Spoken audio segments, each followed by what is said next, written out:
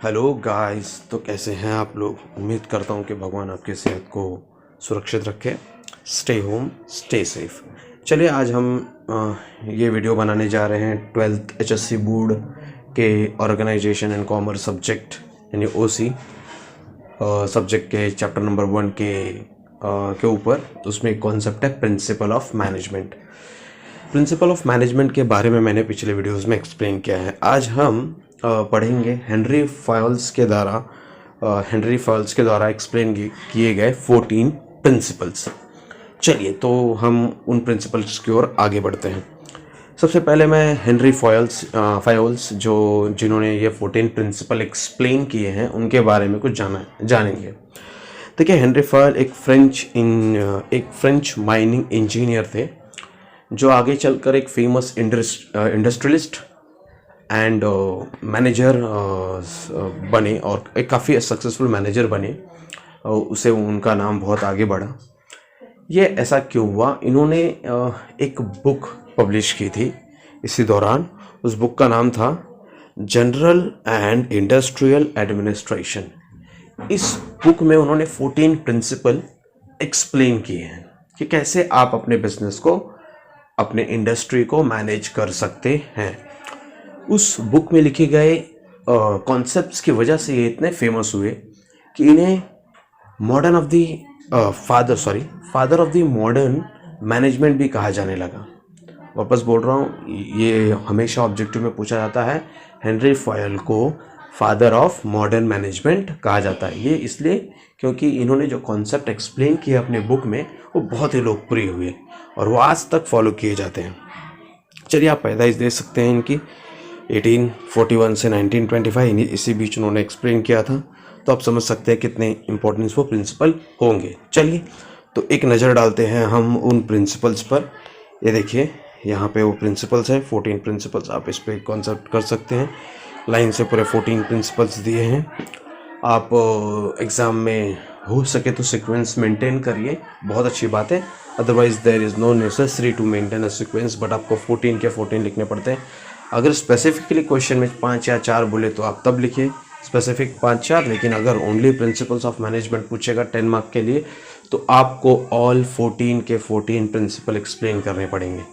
तो चलिए शुरुआत करते हैं प्रिंसिपल नंबर 1 से। बहुत ही इंपॉर्टेंट है। मैं इसको थ्योरी अंदर आप पढ़िएगा, मैं ऊपर से एक्सप्लेन करने की कोशिश करूँगा। पहला प्रिंसिपल है principle of division of work.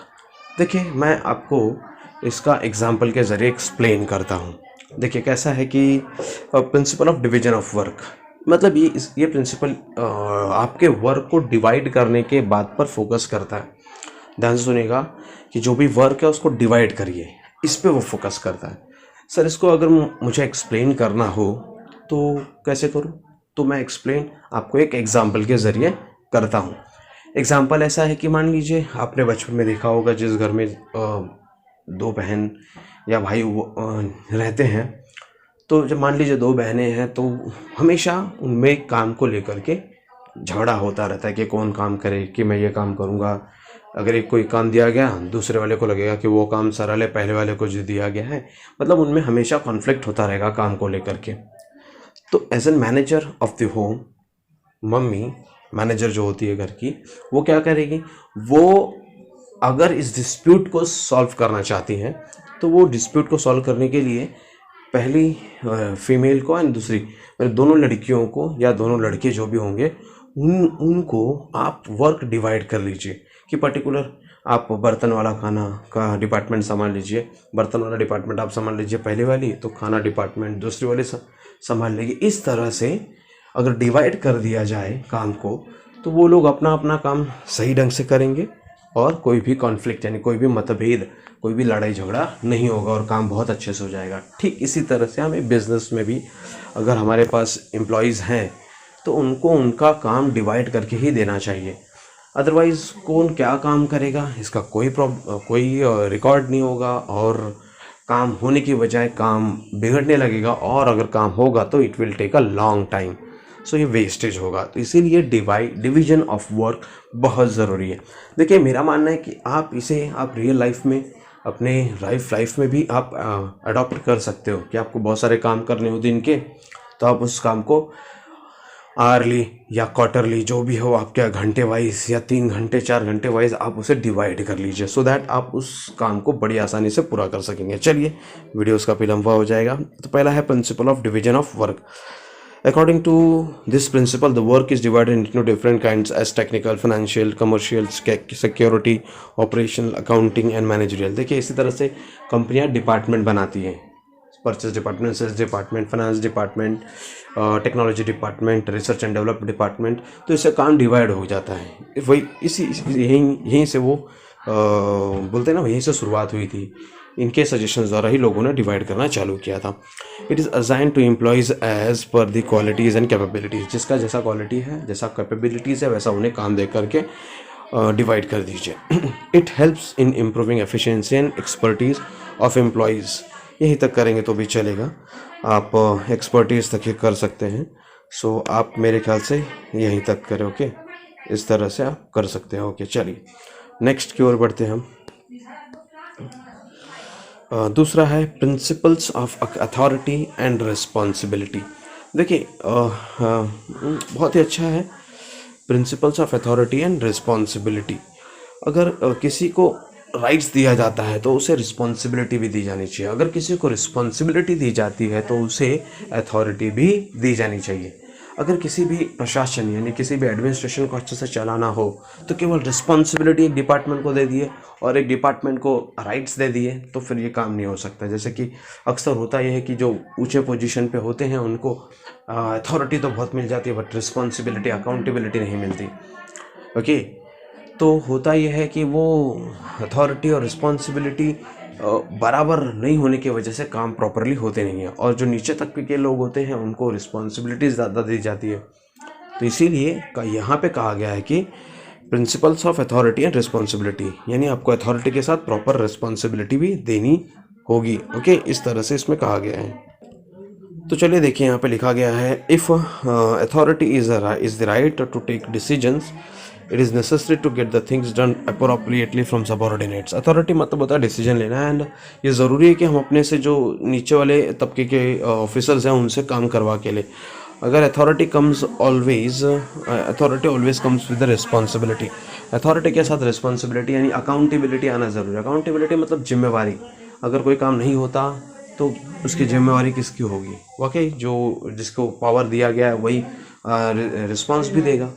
समझ में है? इसीलिए जैसे कि आज हम देश संभालने को मोदी जी के हाथों में दिए हुए हैं, तो अगर उनको इतना पावर दिया गया है तो अगर देश में कुछ भी प्रॉब्लम होता है, इसलिए लोग मोदी से जवाब चाहते हैं या उनसे एक्शन चाहते हैं, और उन्हीं को हमेशा ब्लेम किया था क्योंकि उनके पास पावर है, अथॉरिटी भी है और रिस्पॉन्सिबिलिटी यानी अकाउंटेबिलिटी भी होनी चाहिए, तभी जाके वो अपना काम प्रॉपरली करेंगे। अगर केवल उन्हें पावर दे दिया जाए और रिस्पॉन्सिबिलिटी यानी अकाउंटेबिलिटी ना दिया जाए तो वो मनमाना ढंग से करेंगे, एंड जो भी डिसीजन लेंगे उनको कोई पूछने वाला नहीं रहेगा तो वो अपने मन से करेंगे। लेकिन अगर अकाउंटेबिलिटी रहेगी तो वो कोई भी डिसीजन लेने से पहले बहुत ही सोच विचार के उस पर काम करेंगे। चलिए, तो यहाँ पे इसने कहा है if a manager is given the authority to complete a task within a given time, he should be held responsible if he does not complete the work within work in a given time। तो वही मतलब कहा गया है कि अगर आप manager को कोई काम दिया गया और समय पे काम नहीं करता तो वो उसके लिए रिस्पॉन्सिबल खुद रहेगा। तो आप यहीं तक करेंगे तो ज़्यादा बेटर रहेगा। इस तरह से आप यहाँ पे कर सकते हैं, यहीं तक। ओके, यहाँ तक करिए। ओके, इस तरह से आप करिए। ओके, चलिए नेक्स्ट पे जाते हैं। अब हम थर्ड प्रिंसिपल्स की बात करेंगे, प्रिंसिपल ऑफ डिसिप्लिन। डिसिप्लिन का मुझे नहीं लगता ज़्यादा एक्सप्लेन करना पड़ेगा। डिसिप्लिन मतलब अनुशासन, यानी आपको रूल्स एंड रेगुलेशन के अंदर ही रहकर सारे काम करने होंगे, और सारी जिम्मेवारी का यानी आपकी रिस्पॉन्सिबिलिटीज़ का बहुत ही अच्छे से समझदारी आपकी होनी चाहिए। आज हम देखते हैं, इसके मैं एक छोटा सा एग्जाम्पल देकर आपको एक्सप्लेन करना चाहूँगा। मैं देखता हूँ सिंगापुर या जापान इतना आगे क्यों चले जाते हैं। जापान तो एक समय पूरा डिस्ट्रॉय हो गया था, फिर भी वो हमसे आज कई गुना आगे चला जा चुका है। सिंगापुर बहुत ही कम समय में बहुत ही आगे बढ़ने वाला एक कंट्री में से एक है। सर ये कैसे? हमारे और हम इंडिया वाले इतना क्यों पीछे रह गए हैं? थोड़ा सा ये बुरा लग सकता है। हम इंडियन रिस्पॉन्सिबिलिटी लेने में बहुत पीछे रहते हैं। आजकल मैं देखता हूँ टीवी पे बहुत लोग आते हैं कि हमारा ये राइट्स है, हमारे ये अधिकार हैं। कुछ वर्ग के लोग हैं, अब क्या कर सकते हैं उसमें, वो कहते हैं हमारा राइट्स है। लेकिन याद रखिए, आपका राइट्स तो किसी की ड्यूटी और आपकी ड्यूटी किसी का राइट्स। मतलब अगर आप अपने राइट्स का डिमांड कर रहे हो तो आपको अपनी रिस्पॉन्सिबिलिटीज़ का भी ध्यान देना चाहिए। हम इंडियंस में एक हैबिट होता है भाई, खासकर एक वर्ग के लोगों में, कि हम राइट्स का तो बहुत ज़्यादा डिमांड करते हैं बट डिसिप्लिन यानी रिस्पॉन्सिबिलिटी को कभी देखते नहीं। संविधान में जितने, एक है भाई, एक नेता है जहाँ नाम नहीं लेना चाहूँगा, चलिए नाम ही ले लेता हूँ, ओवैसी साहब है। वो हमेशा संविधान में हमारा ये राइट्स है, हमारा ये राइट्स है। बट मैं ऐसा कहता हूँ, राइट्स तो है लेकिन संविधान में रिस्पॉन्सिबिलिटीज़ भी है, लेकिन कभी रिस्पॉन्सिबिलिटीज़ की ओर ध्यान नहीं देंगे तो हम कैसे आगे बढ़ेंगे। लेकिन जापानीज़ लोग या सिंगापुर के लोग, वो रिस्पॉन्सिबिलिटी, डिसिप्लिन में रहना उनसे कोई सीखता है, वो डिसिप्लिन में रहने वाले व्यक्ति हैं। तो इस तरह से अगर कंपनी में डिसिप्लिन रहेगा तो कंपनी डेफिनेटली आगे जाएगी, ऑर्गेनाइजेशन आगे ही बढ़ेगी। तो चलिए, यहाँ पे फाइवल ने डिसिप्लिन के ऊपर क्या कहा है कि भैया जो भी एम्प्लॉयज़ हैं कंपनी में, वो ऑर्गेनाइजेशन के रूल्स एंड रेगुलेशन से बंधे होने चाहिए। उनके जो पर्सनल इंटरेस्ट है वो ऑर्गेनाइजेशन से बड़े नहीं होने चाहिए।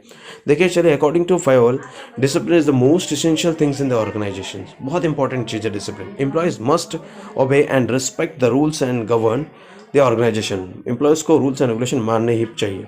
Discipline helps to achieve the goals in the organisation. और डिसिप्लिन अगर फॉलो करेंगे तो जो ऑर्गेनाइजेशन के गोल्स हैं वो डेफिनेटली पूरे ज़रूर होंगे।